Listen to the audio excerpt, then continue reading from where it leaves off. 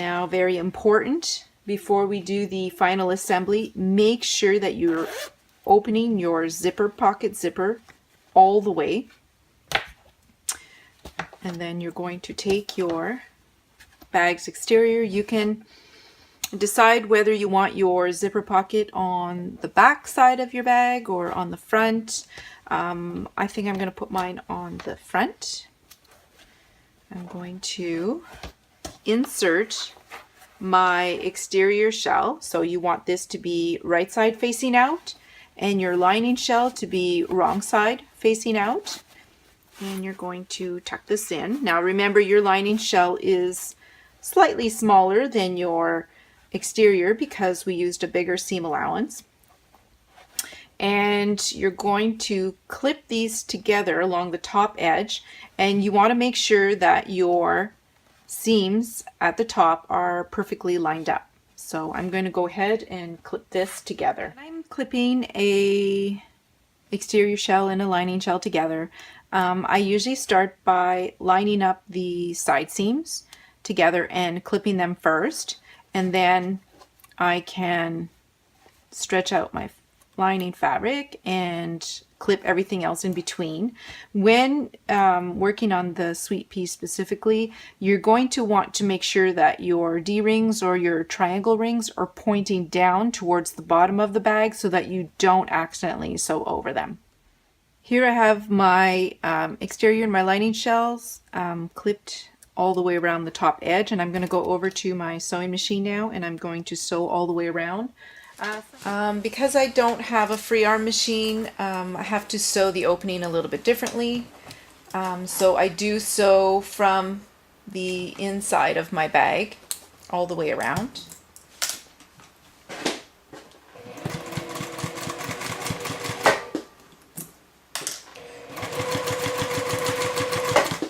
It's a little bit easier if you have a free arm machine, but this works fine as well. I also usually top stitch in the same way. So if you have a similar machine, you're probably sewing this way as well. So I'm going to finish sewing this, and then we'll turn our bag right side out and do the top stitching. I've now sewn the exterior and lining of my bag together. I want to remove some of the bulk from the corner seams, so I'm going to just trim those corners. Be careful not to cut any of your stitching because I think you will be upset.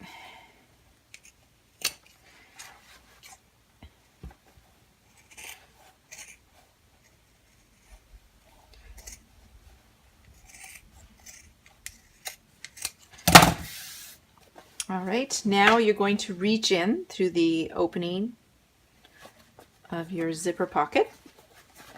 You're going to reach in and grab your exterior and pull it through the opening of your zipper pocket.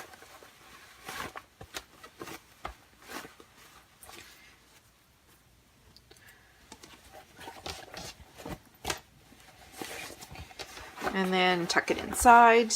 We do have to close the opening of your zipper pocket, but we'll do that in a bit. So you can tuck this, and then if you want to take this over to your ironing board and go ahead and press the seam allowance along the top edge of your bag, and then you can top stitch it. Now I'm going to go ahead and top stitch the opening of my bag. I know some leave out this step, but I do really think it gives the bag a nice finished look.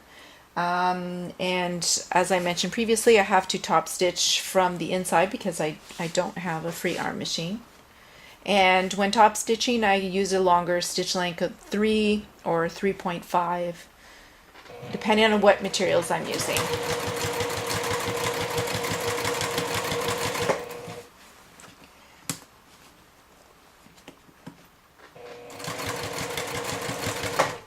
So I'm going to go ahead and finish that.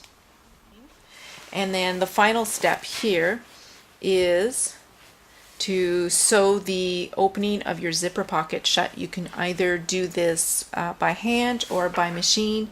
I tend to do it by machine because I have terrible hand stitching that usually comes apart. So you use whatever technique you prefer. I've sewn the opening in the bottom of my zipper pocket closed, and I'm just going to go ahead and tuck that back inside.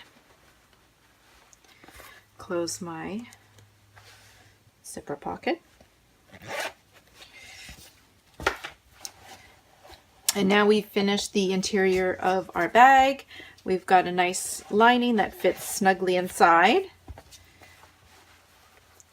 The last thing we need to do is finish our adjustable strap. So I'm going to set this aside for now. What we are going to want to do with our strap is we are going to want to start by pressing in both shorter ends of the strap in towards the wrong side, approximately 1/2 inch.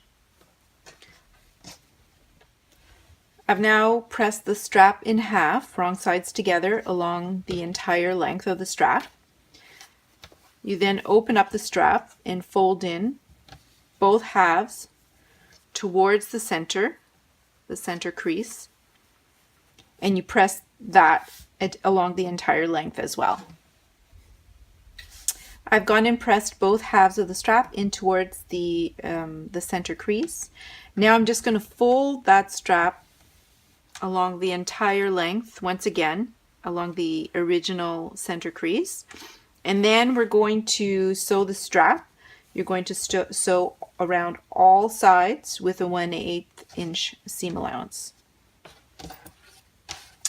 I've finished my strap and it's been sewn around all the edges. Now we're going to attach our rectangle slide. So you are going to pass your strap in through one side of the middle bar, wrap it around the middle bar, fold the strap onto itself. I usually fold it, that's what, 2 inches, 1.5 inches.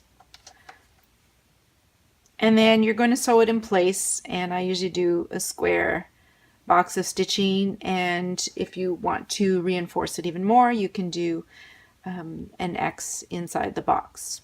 This is a fairly small bag, probably won't be carrying that much heavy things inside, so I'm just going to do the box for this one. My rectangle slide has been sewn in place. Now you're just going to take one of your swivel clasps and the opposite side, the opposite end of your strap, and you're going to pass that through the D-ring of your swivel and then through the slide,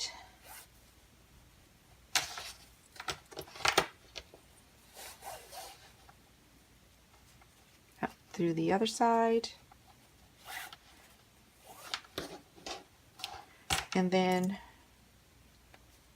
you're going to slide the end through the D-ring of your second swivel, and then same way that you attached your slide, you're going to sew a box of stitching. I've attached the second swivel to my strap and it is now adjustable. You can adjust it to the length that you want, and then clip your strap onto your triangle rings or your D-rings, and you're done.